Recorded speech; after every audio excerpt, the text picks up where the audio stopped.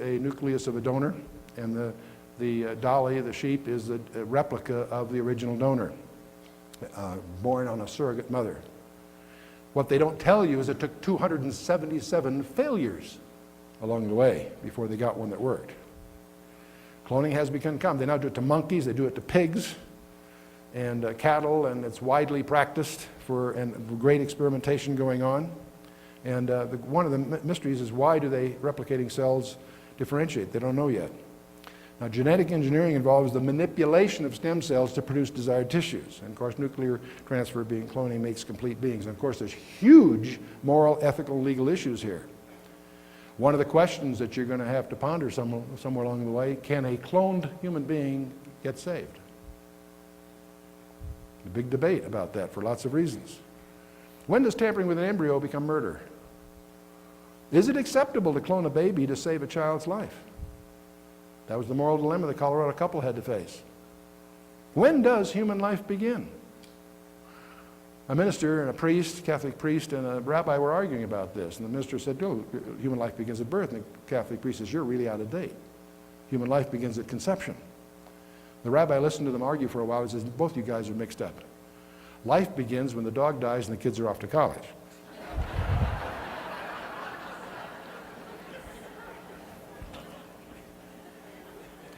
How will clones affect our society? If there are cloned human beings running around, will they be second-class citizens?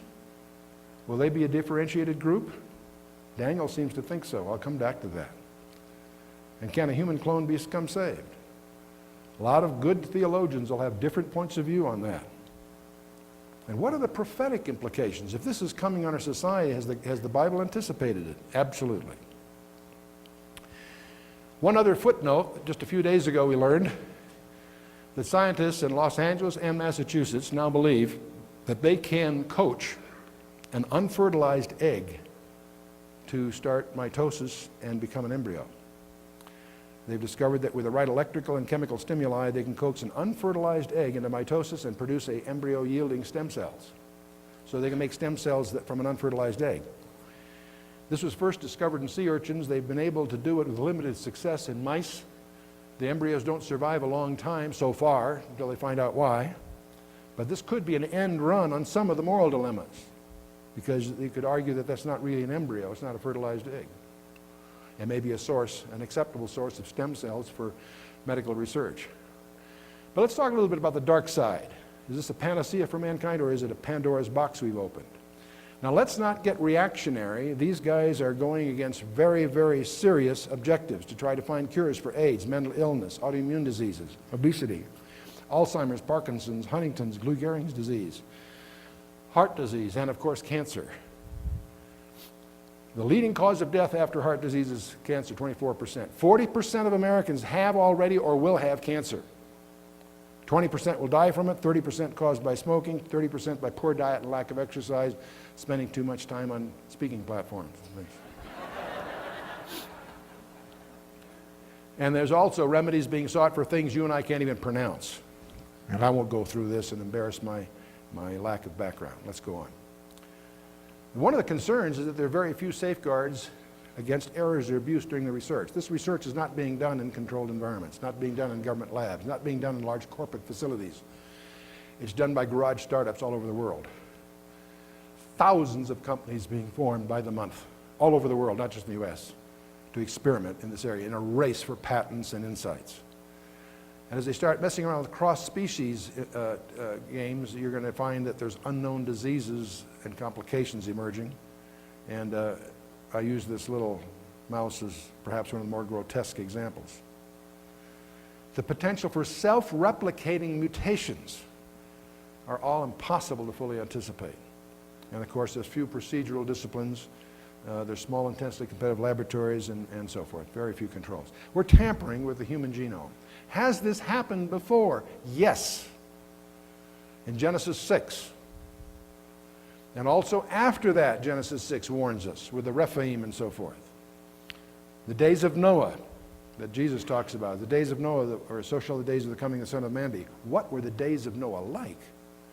And what did Daniel mean when he talked about the miry clay? It's been there all along. I've never noticed it. In verse 43 of Daniel 2, we'll take a look at that.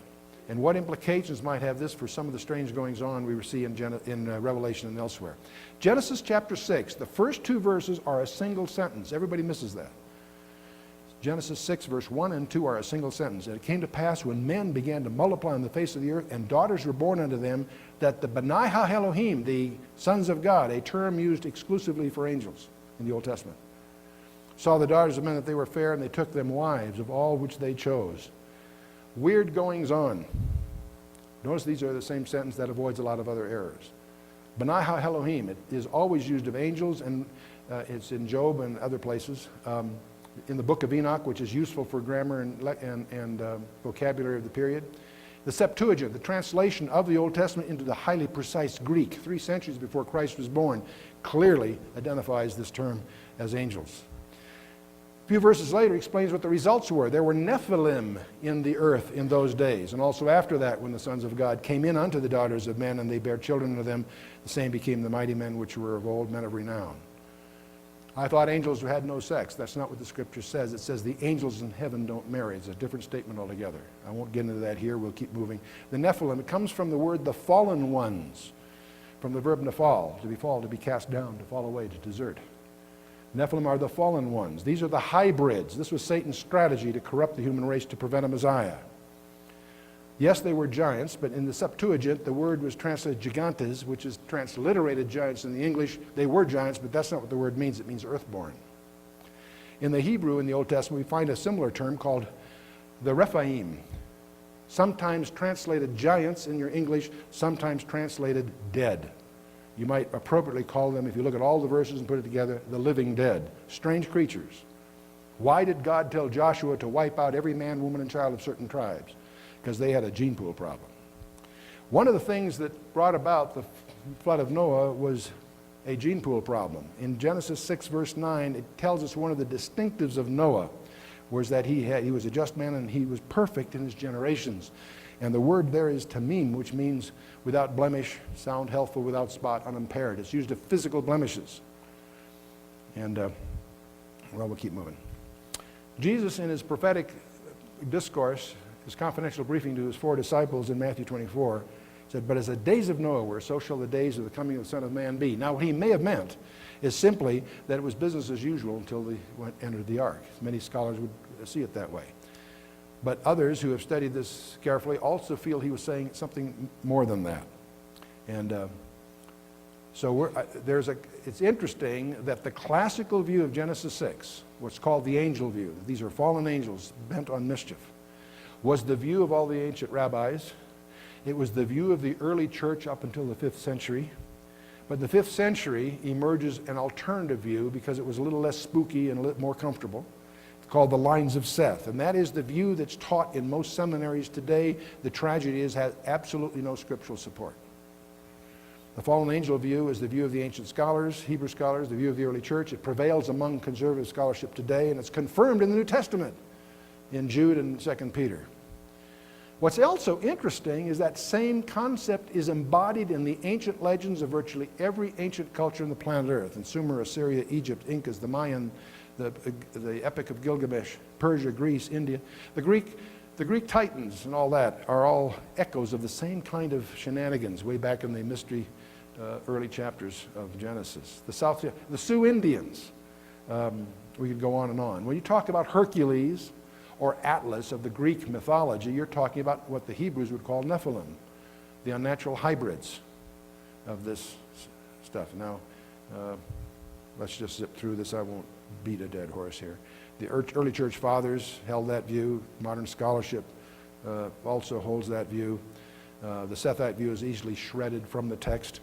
But what startled me when we researched this has, not only does it confirm the New Testament, you won't understand most of the passages in the Old Testament unless you really understand what I call the angel view. Things that happened after the flood and occur in prophecy. Satan has you can look at the Bible as Satan's strategies to corrupt the human line to prevent a Messiah. In Genesis 6 we've talked about, as God tells Abraham he's going to work through Abraham, now Satan can focus. When he tells Abraham his people return to Canaan in 400 years, Satan had 400 years to lay down a minefield. And whether you talk about the destruction of the male line at Exodus, whether you talk about